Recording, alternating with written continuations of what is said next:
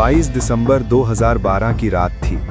दिल्ली की सर्द हवा शहर की सड़कों पर बह रही थी। बसें अपने रूट पर चल रही थी और राजधानी को लग रहा था कि सब कुछ सामान्य है। लेकिन उसी रात एक ऐसी घटना घटने वाली थी जो भारत के इतिहास में हमेशा के लिए दर्ज हो जाएगी। ये कहानी किसी फिल्म की नहीं थी, ये कहानी हकीकत थी, दर्द थी और एक पूरे देश के जागने की शुरुआत थी। उस लड़की का असली नाम कोई नहीं जानता, लेकिन दुनिया उसे एक नाम से जानती है, निर्भया। उस शाम वो एक आम लड़की थी, सपने देखने वाली, अपने दोस्त के साथ मूवी देखकर घर लौट रही थी। उन्हें लगा कि राजधानी में एक पब्लिक बस में सफर करना सुरक्षित होगा, क्योंकि चारों तरफ लोग हैं, शहर जाग रहा है और रात अभी बहुत गहरी भी नहीं हुई है। लेकिन कई बार सबसे खतरनाक जगह वही होती है जहां हम सबसे ज्यादा भरोसा कर लेते हैं। जैसे ही बस चली, शुरुआत में सब कुछ सामान्य था। कुछ लोग बैठे थे, ड्राइवर अपनी सीट पर था, खिड़कियों के बाहर दिल्ली की रोशनियां भाग रही थी। लेकिन धीरे धीरे माहौल बदलने लगा। कुछ सवाल पूछे गए, आवाज़ों का लहजा बदला और वही पल था जब डर ने जन्म लिया। बस के दरवाजे बंद थे, बाहर शहर चलता रहा और अंदर इंसानियत दम तोड़ने लगी। वो बस अब सिर्फ एक साधन नहीं थी, वो एक चलता हुआ अपराध बन चुकी थी। लड़की और उसका दोस्त मदद के लिए चिल्लाते रहे, विरोध करते रहे, लेकिन उस रात दिल्ली की सड़कें खामोश थीं। सिग्नल बदलते रहे, किलोमीटर बीतते गए और हर गुजरते पल के साथ हालात और भयावह होते चले गए। अपराधियों को कोई डर नहीं था, क्योंकि उन्हें यकीन था कि वे बच निकलेंगे। कुछ देर बाद जब उन्हें लगा कि सब खत्म हो गया है, तो दोनों को सड़क किनारे फेंक दिया गया। ठंडी रात, सुनसान रास्ता और टूटती हुई सांसें।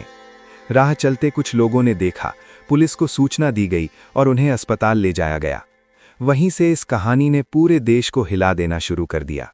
जब ये खबर मीडिया तक पहुंची तो पहले ये एक सामान्य क्राइम न्यूज़ लगी, लेकिन जैसे जैसे सच्चाई सामने आती गई, लोगों का खून खौलने लगा। टीवी चैनलों पर बहस शुरू हो गई, अखबारों की सुर्खियां बदलीं और सोशल मीडिया पर गुस्से की आग फैलने लगी।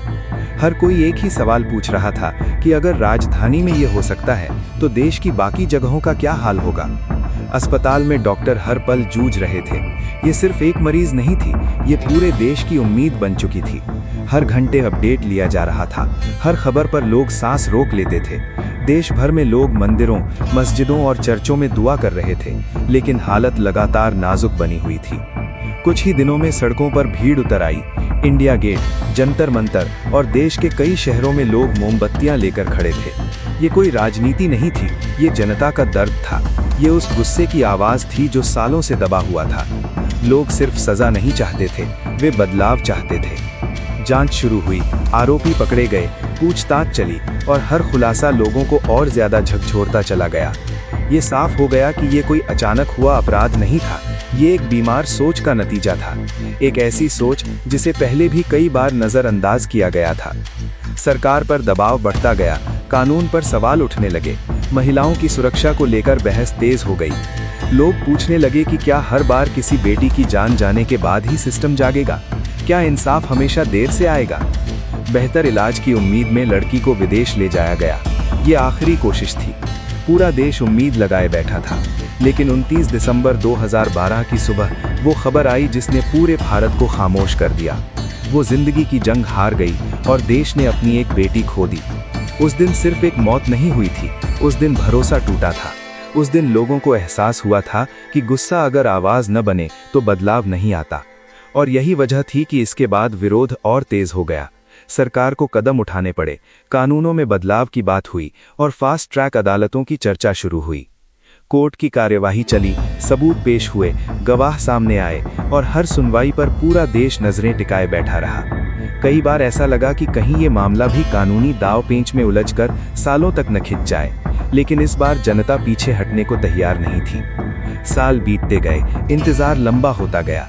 लोग पूछते रहे कि इंसाफ कब मिलेगा। और फिर 2020 की वो सुबह आई जब 4 दोषियों को फांसी दी गई। कुछ लोगों को सुकून मिला, कुछ को लगा कि ये सजा बहुत देर से आई, लेकिन सब जानते थे कि इससे खोई हुई जिंदगी वापस नहीं आएगी।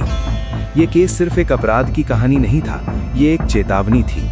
इसने देश को आईना दिखाया, बताया कि कानून बदलना जरूरी है, लेकिन सोच बदलना उससे भी ज्यादा जरूरी है, क्योंकि जब तक सोच नहीं बदलेगी तब तक डर बना रहेगा। आज भी जब रात में कोई बस चलती है, जब कोई लड़की घर लौटती है, तो ये कहानी याद दिलाती है कि चुप रहना भी अपराध है और आवाज उठाना ही बदलाव की शुरुआत है। निर्भया को इंसाफ मिला, लेकिन असली जीत उस दिन होगी जब किसी बेटी को ये डर न हो कि वो सुरक्षित घर पहुंच पाएगी या नहीं।